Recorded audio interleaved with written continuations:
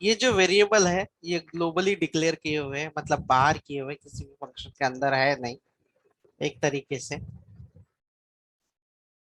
अभी कुछ डेटा होता है जैसे कि लेट एटीएम पिन, ये सेंसिटिव डेटा है। क्या आपको लगता है कि ये पिन मैं ऐसे ग्लोबली सेट करूंगा और इसे कोई भी फंक्शन, जैसे कि अगर ये ग्लोबल पे है तो इसे कोई भी आगे आने वाला फंक्शन जो है वो एक्सेस कर सकता है, इस्तेमाल कर सकता है? तो क्या ये जो डेटा है ये इस तरीके से मुझे ग्लोबली डिक्लेयर करना चाहिए? What do you think? No sir.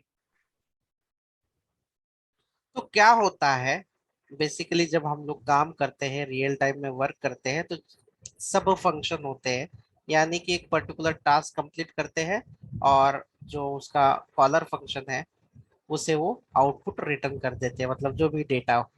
For example यहाँ पे मैं आप लोगों को बता देता हूँ।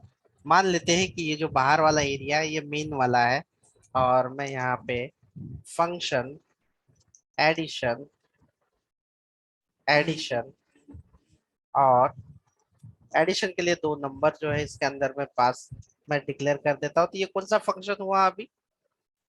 ये कौन सा parameter function? Function. Parameter function. Parameter. और मैं इसमें से रिटर्न भी कर देता हूँ n1 प्लस n2। ठीक है, n1 प्लस n2। अब मैं जब इस फंक्शन को कॉल करूंगा ना, क्या नाम है इसका? एडिशन। तो एडिशन। n1 में एक वैल्यू भेजूंगा और n2 में दूसरी वैल्यू भेजूंगा। तो वैल्यू कैसी भेजी देखो मैंने, ये 10 वैल्यू फर्स्ट वेरिएबल में स्टोर हो जाएगी और 20 वैल्यू जो है वो सेकंड वेरिएबल में स्टोर हो सेकंड जाएगी। वेरिएबल। तो दोनों का एडिशन होगा। दोनों का एडिशन कितना होगा? 30। 30। 30। और ये रिटर्न करेगा, तो रिटर्न कहाँ पे करता है? जहां पे फंक्शन को कॉल किया गया। तो ये जो फंक्शन कॉल किया गया कब कहाँ पे कॉल किया, लाइन नंबर क्या है? 27 में। 27। तो 27 में इसका जो भी आंसर है वो आ जाता है। लेकिन वो आंसर स्टोर करने के लिए हम लोग एक वेरिएबल स्टोर कर सकते हैं, ले सकते हैं। लेट यम करके मैंने ले लिया।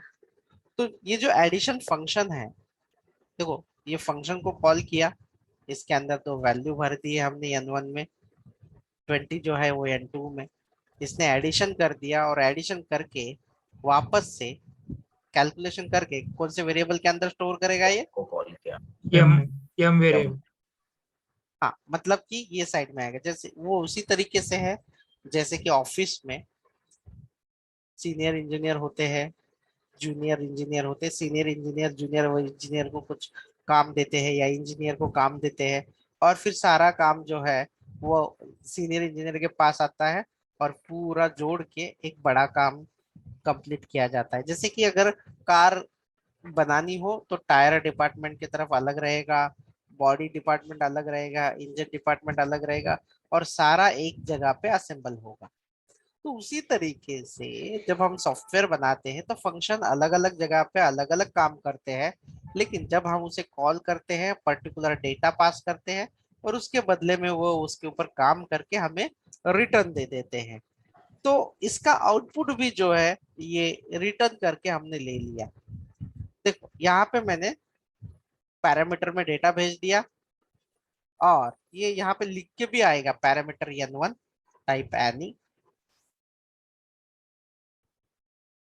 इसका आउटपुट भी मैं यहाँ पे कंसोल डॉट लॉग में आपको दिखा देता हूँ। कंसोल डॉट लॉग और यम।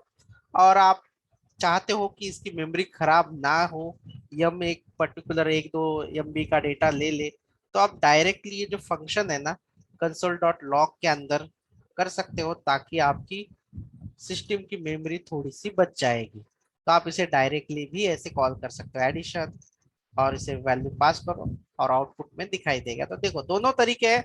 आप लोकल से वेरिएबल करके देखो, या आपको लगता है डॉक्यूमेंट डॉट राइट तो नहीं है ना? नहीं। क्या आउटपुट आया अभी इसका? 30। बराबर है 30 सर।